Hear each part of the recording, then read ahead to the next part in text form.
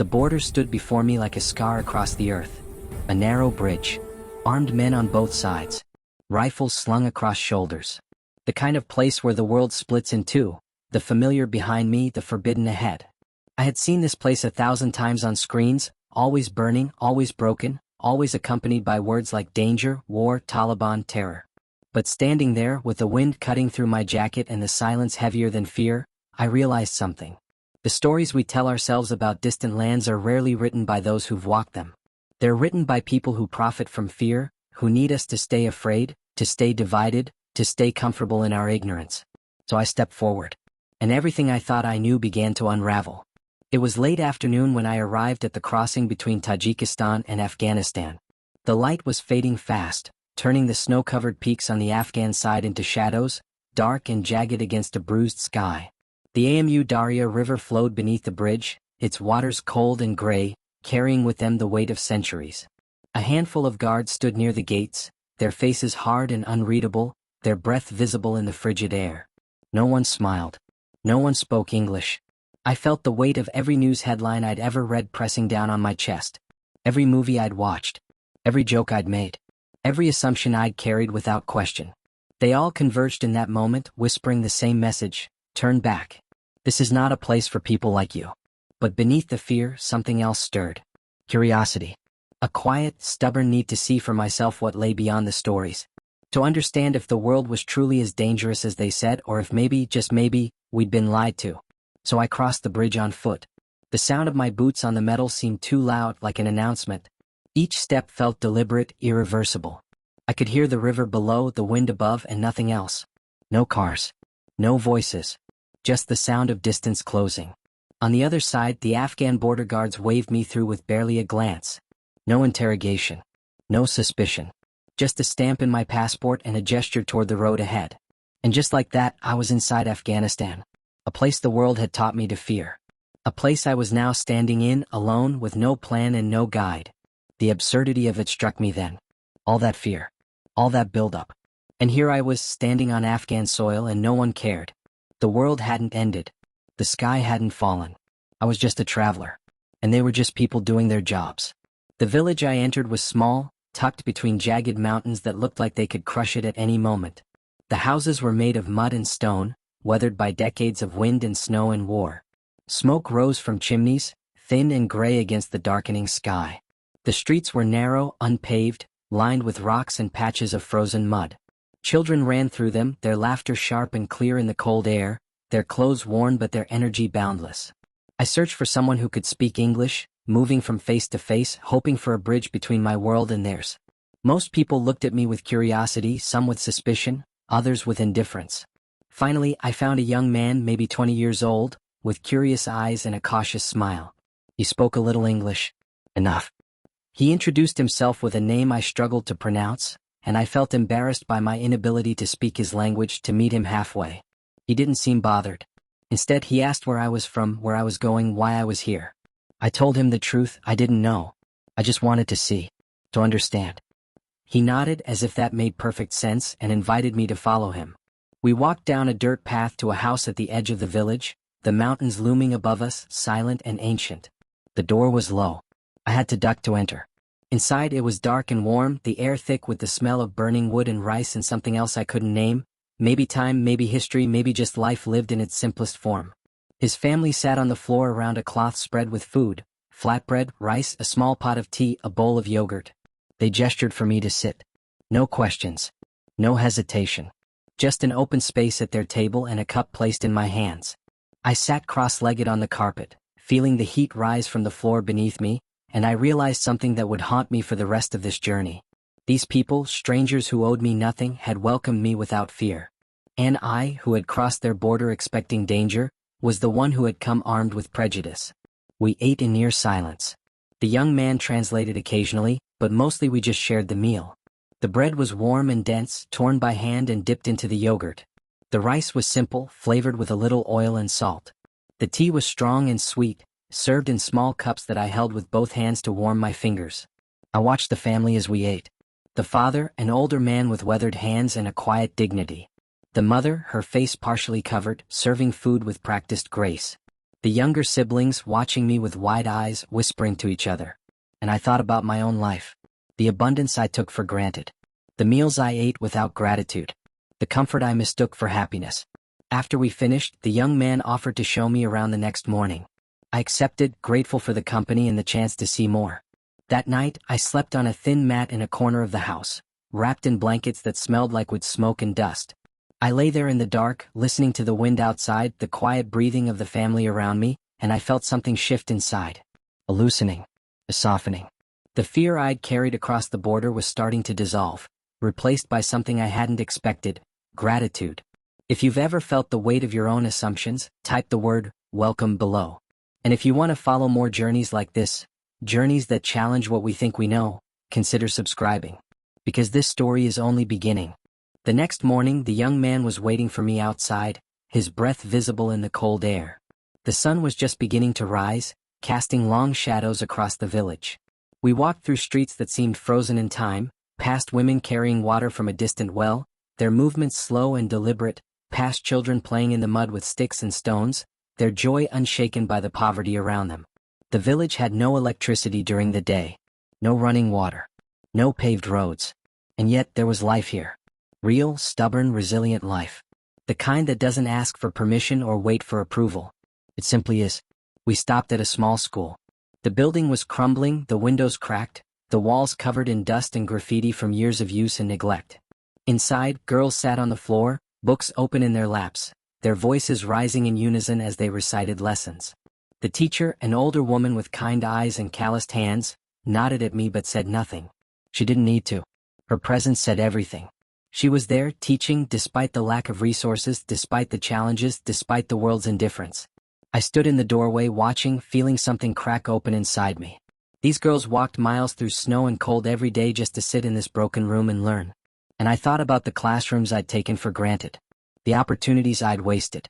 The complaints I'd made about things that now seemed absurdly small.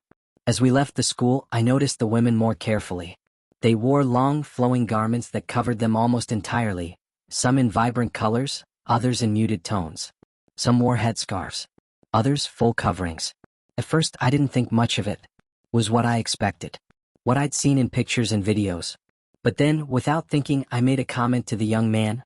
Something casual, something I thought was harmless, something about the women and their clothing. His expression changed immediately. He turned to me, his voice sharp, his eyes hard. "Do not speak that way about our women." I froze. The air between us turned cold. I stammered an apology, but the damage was done. He didn't shout. He didn't need to. His silence said enough. We walked in silence for a while, the tension heavy between us. And I thought about all the jokes I'd made back home. The comments about hijabs and beards. The casual way I'd used words like terrorist without thinking about who I was talking about. I thought about the images I'd consumed, the headlines, the movies, the stories that painted entire nations with a single blood-soaked brush. And standing there in that quiet village, surrounded by people who had done nothing but show me kindness, I felt ashamed. Deeply, uncomfortably ashamed. The truth is, we are all guilty of this. We believe the loudest voices, the ones with the biggest platforms, the ones selling fear because fear is profitable. We forget that behind every border, every flag, every label, there are just people. Families. Children laughing. Mothers cooking. Men working. Lives being lived in ways we will never fully understand unless we step outside our own stories and listen. I had spent my whole life consuming narratives about places like this, and I had never once questioned them. I had never once thought to ask, who benefits from me believing this? Who profits when I stay afraid? Later that afternoon, the young man took me to meet an elder of the village. We walked to a small house on the outskirts where an old man sat on a bench outside, his face lined with age and experience, his hands resting on a wooden cane. He greeted us in Dari, his voice low and steady, and the young man translated. The old man asked where I was from, what I thought of his country. I told him the truth. I didn't know what to think anymore. Everything I'd been told felt wrong. He nodded slowly as if he'd heard this before. Then he said something I will never forget. "The world sees us through broken glass," he said. "They see the cracks, not the picture. But we are still here. We are still human. We are still alive." That night I couldn't sleep. I lay on the thin mat in the young man's house, staring at the ceiling, listening to the wind howl outside. I thought about the bridge I'd crossed. And I realized it wasn't just a physical border. It was a line between who I'd been and who I was becoming. A line between comfort and truth. Between the stories I'd been told and the reality I was now living. I thought about the elders' words. They see the cracks, not the picture. And I wondered how many other places in the world we'd been taught to see as broken, as dangerous, as less than human. How many people we'd been trained to fear without ever meeting them. If this story has gripped you so far, consider subscribing. The journey only gets deeper from here. The next day, I left the village and boarded a bus heading deeper into the mountains. It was an 18-hour journey through some of the most brutal terrain I'd ever seen. The road, if you could even call it that, was a ribbon of dirt and ice clinging to the side of cliffs that dropped into nothingness. Snow covered everything. The peaks rose 6,000 meters above us, jagged and indifferent, their summits lost in clouds that seemed to press down from the sky. The bus rattled and groaned with every turn, the windows fogged with breath, the air inside thick with the smell of sweat and diesel and something else. Fear, maybe, or resignation. I sat near the back, pressed against strangers who didn't speak my language. We shared nothing but the cold and the road. Outside, I watched the world pass by, villages clinging to mountainsides, their houses small and fragile against the immensity of the landscape. Children walking through knee-deep snow to reach schools hours away, their backpacks nearly as large as they were. Families huddled together against the wind, their faces hidden behind scarves and coats. The harshness of it all was overwhelming. And yet there was beauty in it too. A raw, undeniable beauty that didn't ask for permission or approval. It simply existed. Hours passed. The bus stopped in small towns where I bought instant noodles and bottled water. I slept in a guest house that smelled like coal smoke, the walls thin and cold, the bed just a blanket on the floor. The room was heated by a small stove in the corner, filled with burning coals that cast flickering shadows on the walls. I ate alone. I walked alone. And in that solitude something shifted. The noise in my head, the constant chatter of opinions, judgments, assumptions, began to quiet. I started to see things more clearly. Not through the lens of fear or media narratives, but through my own eyes. And what I saw was this. Life doesn't stop being beautiful just because it's hard. People don't stop being human just because their circumstances are different from ours. I thought about the families I'd met, the tea they'd shared, the smiles of the children, the dignity in the way they lived despite everything. And I thought about my own life, the complaints, the distractions, the constant pursuit of comfort. I realized how much I'd taken for granted, how little I'd truly seen. I had spent years chasing things that didn't matter, status, approval, comfort, and in the process I'd forgotten what it meant to be alive, to be present, to be grateful. The bus climbed higher, the air growing thinner, every breath a struggle. My head pounded from the altitude. My body ached from the cold and the cramped seats. But I didn't care. Because for the first time in a long time I felt awake. I felt alive. The discomfort, the uncertainty, the fear, it was all stripping away the layers of numbness I'd built up over the years. And beneath it I was finding something I'd forgotten, myself. On the second day of the journey the bus broke down. We sat on the side of the road for hours waiting for repairs, the wind howling around us, the temperature dropping. Some passengers got out and walked around, stamping their feet to stay warm. Others stayed inside, wrapped in blankets, resigned to the delay. I got out and stood at the edge of the road, looking out over the valley below. It was vast and white and silent, the kind of silence that makes you feel small, insignificant, and strangely at peace. I thought about how far I was from home, how far I was from everything I knew. And I realized I didn't want to go back. Not yet. Maybe not ever. Eventually the bus was fixed and we continued. The road twisted and turned, climbing higher and higher, until we were above the clouds. The landscape changed. The valleys gave way to plateaus, the trees disappeared, replaced by rocks and snow and ice. It felt like another planet. A place where humans were not meant to be. And yet we were there. Surviving. Enduring. Pushing forward. On the final day the bus climbed to its highest point. 6,000 meters above sea level. The air was thin, every breath a struggle, every movement slow and deliberate. The landscape was alien, vast, white, silent. Peaks stretched endlessly in every direction, their summits lost in clouds. The sky was so blue it hurt to look at, a blue so pure and deep it felt like I could fall into it. And standing there, at the edge of the world, I felt something break open inside me. I cried. Not because I was sad, but because I was overwhelmed. By the beauty. By the fragility. By the realization that I was standing in one of the most remote, misunderstood places on Earth, and it was the most breathtaking thing I had ever seen. This place, labeled as dangerous, forbidden, broken, This place was paradise. And the people I'd met, the ones the world had taught me to fear, were some of the kindest, most dignified human beings I'd ever encountered. I thought about the bridge I'd crossed at the start of this journey, the fear I'd felt, the assumptions I'd carried. And I realized that the real danger was never here, in these mountains, among these people. The real danger was in believing the stories without questioning them, in accepting fear as truth, in staying comfortable and closed off, convinced that the world beyond my borders was too dangerous to explore. The real danger was in ignorance, in prejudice, in the arrogance of thinking I knew a place without ever setting foot in it. I had walked into Afghanistan expecting to find chaos. Instead, I found humanity. I expected hostility.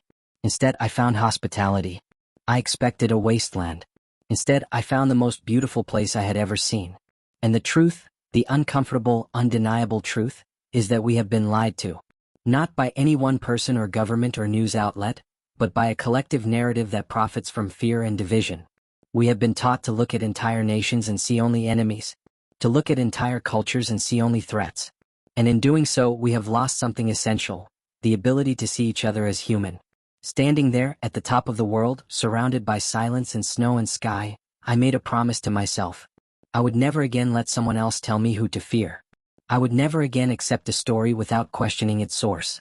And I would never, ever forget the faces of the people who welcomed me into their homes, shared their food, and reminded me what kindness looks like. I would carry their dignity with me, their resilience, their humanity. The bus descended slowly, winding back down through the mountains, and I watched the landscape change again, from white to green, from barren to alive. And I realized that this journey had changed me in ways I couldn't yet fully understand. It had stripped away the layers of comfort and complacency, exposing something raw and real beneath. It had forced me to confront my own prejudices, my own ignorance, my own fear. And in doing so, it had given me something far more valuable, truth. So what do you think? Would you take that journey knowing what I know now? Would you walk across that bridge, leave your assumptions behind, and see for yourself what lies on the other side? Would you risk discomfort, uncertainty, fear for the chance to see the truth? Share your thoughts below, and if this story moved you, subscribe to join me on the next one. Until then, stay curious, stay brave, and never stop seeking the truth. Because the world is not what they tell you it is. It's so much more. It's messier, harder, more complex. But it's also more beautiful, more human, more alive. And if we're willing to look, really look, we might just find that the people we've been taught to fear are the ones who have the most to teach us.